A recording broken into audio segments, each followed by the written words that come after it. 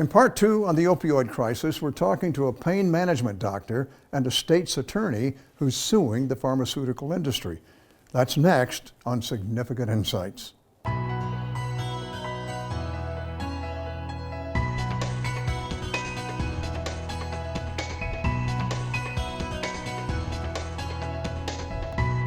Hello and welcome to the program. Today we're concluding a two-part series on the opioid crisis in the U.S. As I mentioned last week, about 130 people die every day from opioid overdoses, which include prescription pain relievers and illegal drugs like heroin. In last week's program, former addicts told us that though they ended up on heroin because it was cheap and easy to obtain, they initially got hooked on opioids through prescriptions like hydrocodone. In Illinois, 5 suburban counties have joined together in a lawsuit against several of the pharmaceutical companies. The companies they believe are responsible for thousands of overdoses and hundreds of deaths in their counties. James Glasgow is currently serving his 5th term as state's attorney for Will County, Illinois. He has a long and distinguished career, and I talked to him about the lawsuit and how the opioid crisis has affected Will County. The United States is 5% of the world population, but we consume 80% of the opioid prescriptions and 99% of the hydrocodones. Wow. We're only 350, 400 million people out of 7 billion, and we just dominate the planet as far as the abuse of these drugs. Has there been any research as to why that might be happening? It's got to be more than physical pain. Yeah, we're a capitalist society. And some entrepreneurs figured out they had this drug, and if they marketed it properly by hiding the addictive nature of it, they could make a fortune.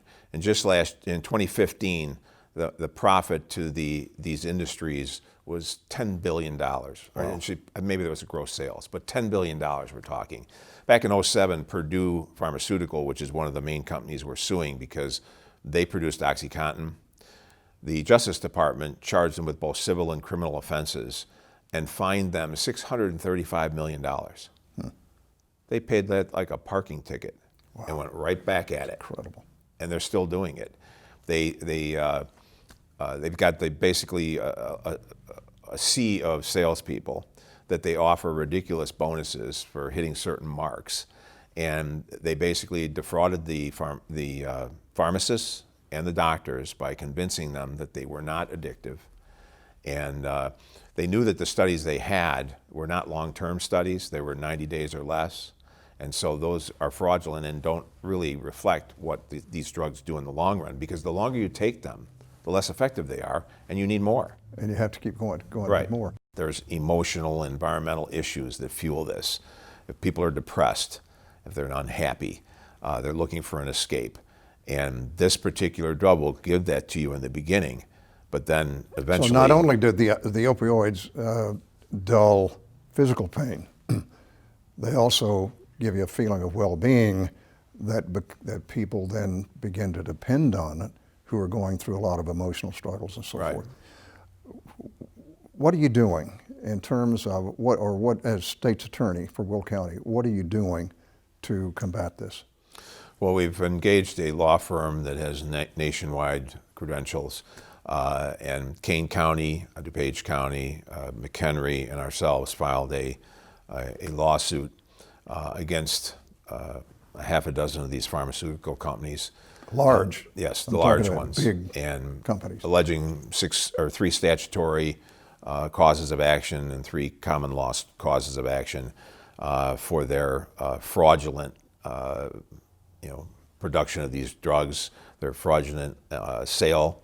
The biggest thing that they've done is they deliberately hid the addictiveness of the drugs, and just the opposite said, hey, it's good for the pain that these people are suffering. But from what I'm hearing you say, on the other hand, underneath it all, they were really dependent on the addictiveness of these drugs. Well, if someone who is prescribed OxyContin or Percocet,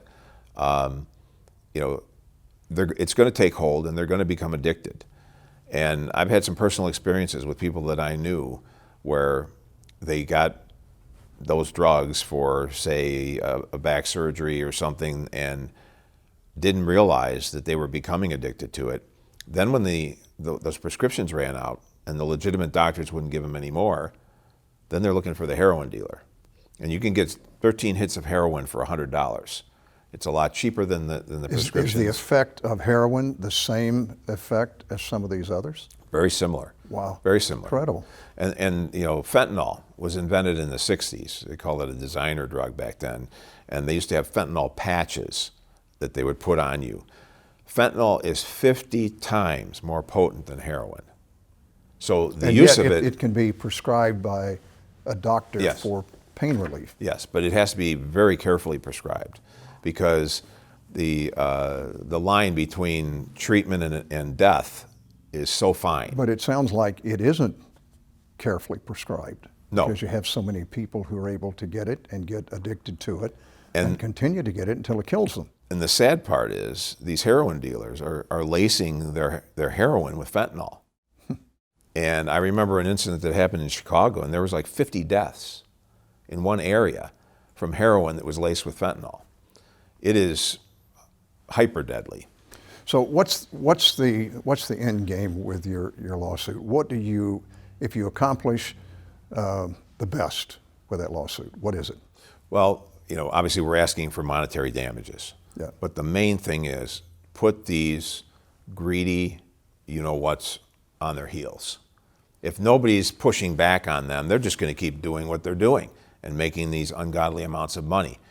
With all these lawsuits that are coming at them across the country, they're going to be so busy trying to defend against these lawsuits that hopefully it's going to slow them down.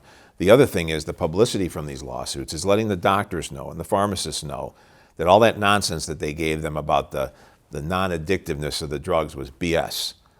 And the ethical pharmacist and the ethical doctor will pull back also. Beyond the lawsuit, what is Will County doing to address the problem? Well, we've obviously worked with the local law enforcement agencies regarding drug dealers. And we saw an amazing statistic once we identified this epidemic that was hitting us. The police doubled down on the streets, and we saw the number of drug dealers going to prison from 2009 to 12 went up 5 times. I think there was a dozen heroin dealers that went to prison in 2009. In 2012, that jumped to 54. Wow. So if you're dealing illicit drugs, you're not going to last very long. You can't hide anywhere in Will County. Somebody's going to see you doing something. So what would you like for the public to know about this problem and about what Will County is doing and how they can help? Well, don't ever believe that it can't hit your house, no matter what level of education or economic strata you're in. Neuqua Valley, which is a high school in an upscale area of Will County, a couple of years ago had 7 fatal overdoses, high school children dying. I mean, it's hard to comprehend something like that. But that's how pervasive this problem is and how deadly it is. And every parent and every aunt and uncle and every grandparent needs to know about this. Because a lot of people say, well, my nephew or my son or whatever, he would never go for that.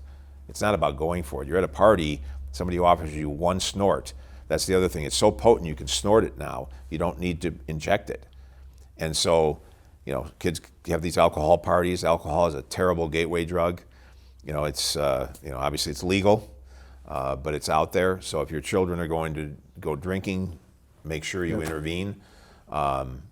Sadly, marijuana seems to be on the cusp of being legalized, so that'll be another situation we'll have to deal with. That's going to have to deal with. Yes. So, But even I would think even for people who have medical issues and are going through surgery or something of that sort, that they need to be aware. Yes. That the pain relievers that they're taking are dangerous. Right. And that they have to keep it in perspective, or they can end up with almost an accidental addiction if they continue to take. And not just an accidental addiction, an accidental death. I mean, it's as deadly as anything we've ever seen. You should ask your doctor, are there any other pain relief technologies that I could explore? There's a lot of things that are being done with electronics where you can wear a device and it stimulates the nerves, reducing the pain. Those actually work. So, I mean, that's up, patients should be inquisitive about But take that. it seriously. Yes. It's got to be taken seriously. Right. We'll have more from State's Attorney Glasgow later in the program, but up next, we'll talk with a pain management physician about pain, opioids, and how the medical community needs to respond to this crisis. By doing a favor to the patient, by trying to alleviate their pain, we are overprescribing this pain medication sometimes.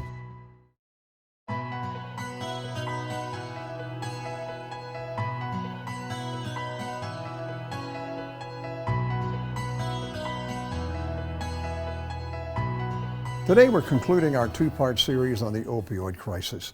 The genesis of the current epidemic began in the early 1990s when medical societies and pharmaceutical companies assured prescribers that patients would only have a small chance of becoming addicted to opioid painkillers. This simply was not true. Dr. George Macronisi is a pain management specialist with the Cancer Treatment Centers of America. He did a fellowship in pain management and also has a certification in this area. He lends his expertise on pain and opioids to our discussion today. You are a surgeon, but also you specialize in pain management, which obviously has a lot to do with opioids. What's your perspective today just on the whole idea of opioids in use of pain management?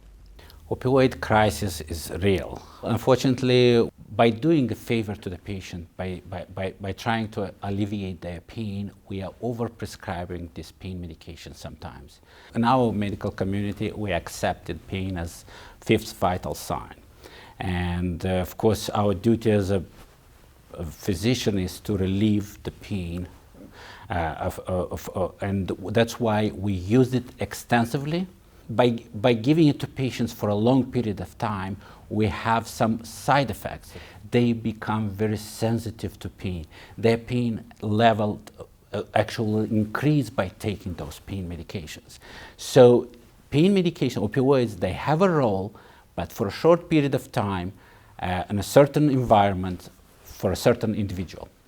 Is it, would opioids be the most effective means of pain management from all the others, and probably would explain then why that there has been more and more use of it? Well, it's more complicated than that. Opioids, they have anti-anxiety properties as well. That's why you have a lot. So it's more than just the pain? It's more than just the pain. Okay. It also has a calming effect to it. That is correct. So that's why some patients, they like a lot using the pain medications. And I want to say that some patients, they need some form of opioid medications, especially cancer patients, for their, for their disease, main disease. But it's not only about opioids. I want to give this message out there that opioids can be part of the therapy, but it has to be a multitude of factors, multitude of therapies coming together to have a good response for a certain individual pain. Well, it brings up the point. What are some of the mistakes that you feel that doctors are making today in the use of opioids? We all have to accept that we are part of the problem and we are a solution of the problem. Meaning, we have to treat the patient's pain, but we have to treat it on an individual basis, not prescribe pain medications just because somebody is reporting pain. Has to be dealt appropriately in a certain environment and have a plan in place. When you treat a patient, it has to be a multitude of factors in their therapies, including physical therapy, including non-steroidal therapy, non-steroidal medications, Tylenol, acupuncture, chiropractor therapy. only then we'll be able to achieve a good response on certain patients' pain. Do you feel that American doctors are being properly educated on how to manage pain? Well, the answer is out there. What do we have out there? Opioid crisis. So obviously not, in my opinion. Obviously, I think we actually have to start with educating residents, educating fellows on proper use of opioid medications. And personally, I trained in spine cord injury medicine and pain management. I did 2 fellowships back to back. And I think by doing these fellowships for extended period of time makes you a better doctor. It helped me understand better how to approach certain pain and where the pain resides and how does the pain transmits to the actual brain, so we can have a good perception of the pain. I think personally I would advocate for an extended fellowship in pain management. I would advocate for a 2-year pain management fellowship, and I think that would benefit the whole society, but it's a different story. Is there, that would make another interesting program, as a matter of fact. Right. Is there a way that the patient can learn to manage their pain better or change their attitude about pain? Does that make sense? Yes, absolutely. That's why we have, as part of our team, we have the psychologist, body-mind specialists that are helping us with this patient's perception of pain. I think they're essential part of the therapy. It's a lot to talk about the anatomy, how the pain is going from out there, from the skin to the actual brain. But I can tell you there is an inhibitory pathway that comes from the brain and goes down and inhibits, in some way, inhibits pain to a certain degree. So we all have it in us. The thing is, how do we control it? How do we develop our understanding of this pathway? And there, psychology could help us. Well, today it appears that a lot of the addictions today have really not had much to do at all with the pain, but with the other aspect of it, the calming effect, the sort of dulling of the senses and so forth,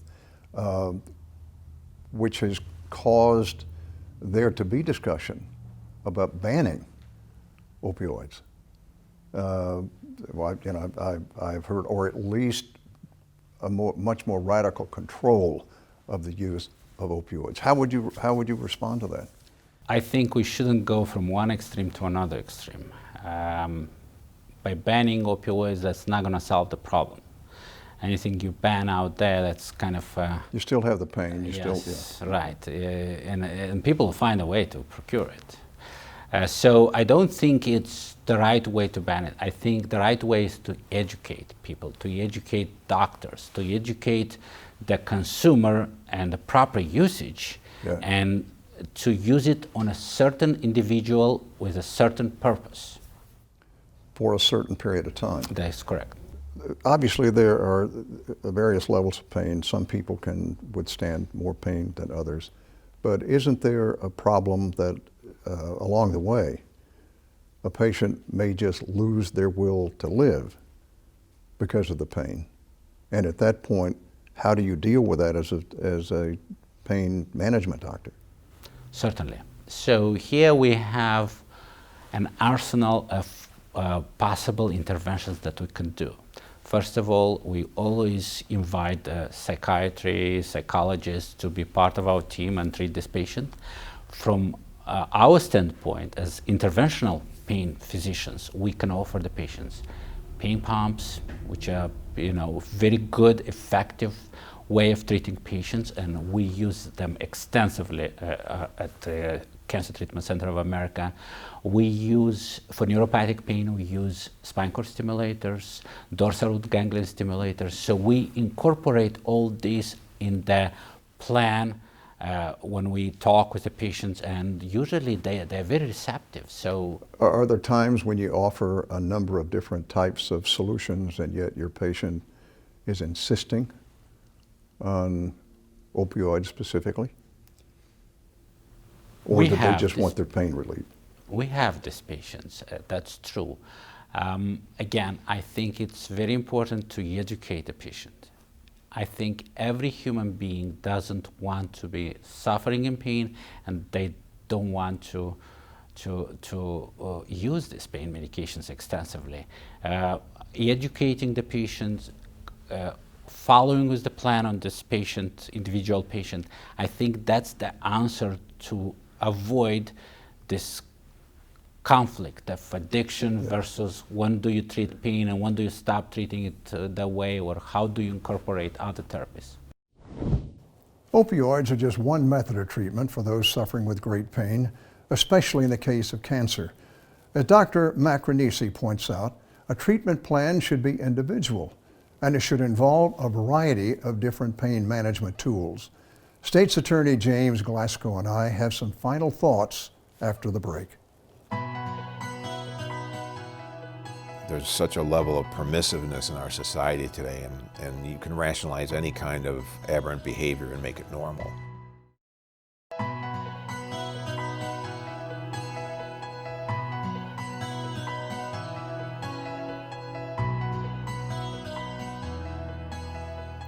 During his several decades of public service, State's Attorney James Glasgow has seen a lot of changes in the culture and its attitudes toward people and for those in authority. And that's what we discuss in today's final thoughts. There's such a level of permissiveness in our society today, and you can rationalize any kind of aberrant behavior and make it normal. Yeah. And it wasn't that when I grew up. I just, I don't want to sound like a nerd or but it was a different time.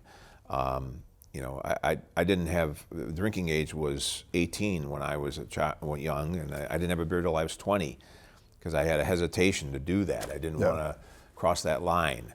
As far as, we need to bring back some of the old respect and some of the values, some of the decency principles that we have lost in our culture. Character, when character was. I've been doing this, for what, 3-4 decades, and I've seen a change with every decade in the lack of respect for authority and law enforcement, and the inability to stop people from doing criminal behavior because they don't fear the consequences. We're a country where, there's a separation of church and state. Yeah. But I always tell people that the 10 Commandments are the basis of our criminal code. Not Fred's commandments, the 10 Commandments. First of all, I'd like to thank my guests for being on the program with me today. I really appreciate them taking time out of what I know is a very busy schedule to be with me for this important information. The other thing, when you're dealing with pain, I caution you to be very careful. I know I've gone through surgeries and I've had to deal with pain medicines, but I've done everything I could do to use them as short a period of time as possible because, quite frankly, they scare me a bit. And I would say to you that if you ever are taking pain medicines and then you begin to take those medicines because they make you feel good, run away, go for help, because you're on the verge of being in very serious trouble. And that's how many people end up getting in trouble with opioids, because they just take them too long and then it becomes taking them for the wrong reason. So there's help, and there's a lot of different ways, as you learned in the program today, to deal with your pain. And I would encourage you to make sure that you're very cautious with the opioids, because they have really caused destruction and in a lot of lives. Thanks for joining us today. God bless you. We'll see you next time on Significant Insights.